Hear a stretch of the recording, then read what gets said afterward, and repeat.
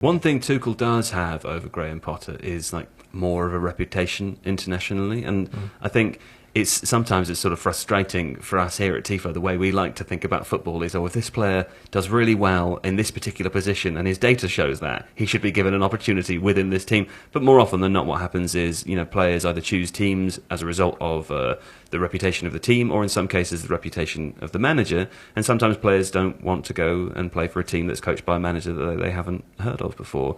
And with Graham Potter, whilst he obviously it has a fantastic reputation in the Premier League now, is it at all going to harm their ability to sign players that Tuchel maybe would have been able to draw?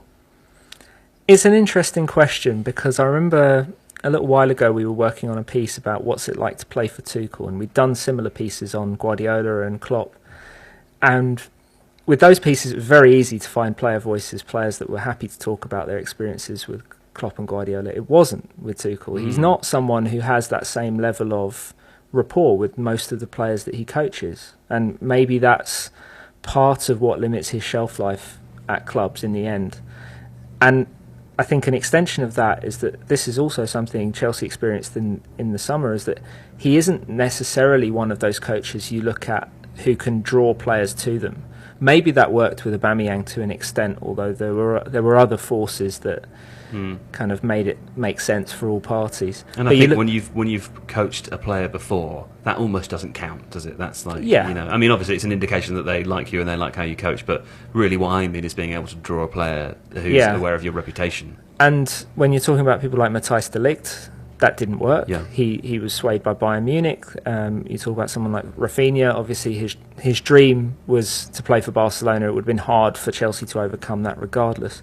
But I think in both cases, fair or otherwise, I think the view from ownership was that Tuchel was not necessarily as compelling in his role of persuading those players as he perhaps could have been, certainly as Xavi was at Barcelona, for example, and we've seen Klopp and Guardiola do that in the past. So I'm not actually sure that when we're talking about Potter, the drop-off in that aspect will be particularly noticeable, because I don't think Tuchel was regarded as a major sort of player draw. I think when players sign for Chelsea, usually they're signing for Chelsea for the money, for the prestige, for London, for the chance to compete for the biggest trophies. Yeah.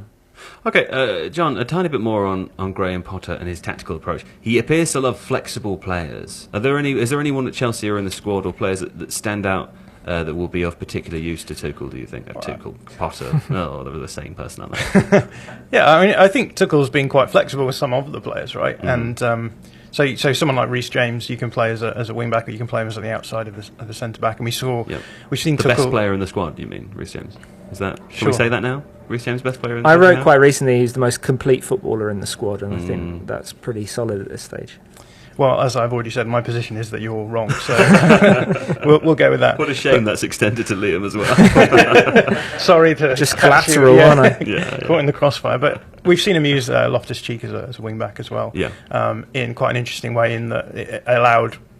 So people will all say, "Why play Reece James as an outside centre back? You're losing something in doing that." But it does allow you to push Loftus-Cheek inverted into that front line, and gives you space then for James to run into as well. So I think that part and parcel of being a good flexible manager is that your players have different roles in different situations, and they know what they're doing. That's what we've seen Potter do at Brighton. We've seen him use Alexis McAllister just all over the pitch, and he's been used as a pivot player in a deep lying sense this season, which we haven't really seen much before that.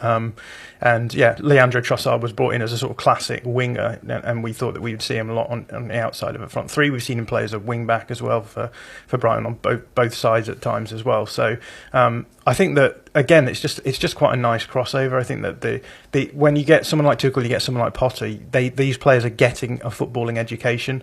It's not just sort of like, oh, you are this player in this position, this is what you do.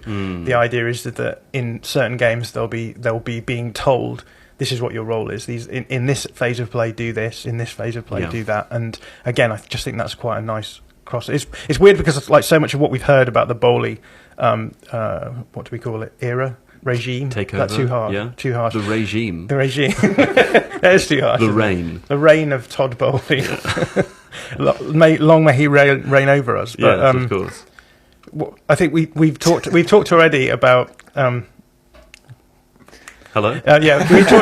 We've talked already about how I completely forgot what I was going to say. I don't know what you. We've talked already about how Todd Bowley, we expected him to do like American owner things, right? Which is do things like bring in Cristiano Ronaldo. But it does strike me that eat a mac and cheese. yes, that famous American activity. But I actually think that this is quite a sense. It's like it makes so much sense to me as a sort of reign of succession. So. If you like this video, please consider subscribing to the channel. The Athletic is home to some of the world's best sports journalists, including David Ornstein, Daniel Taylor, Ollie Kay, Amy Lawrence and Rafa Honigstein. There are journalists dedicated to each Premier League team, so every fan gets the coverage they deserve, not just the big clubs. And you can try it for free now for 30 days. See the link in the description.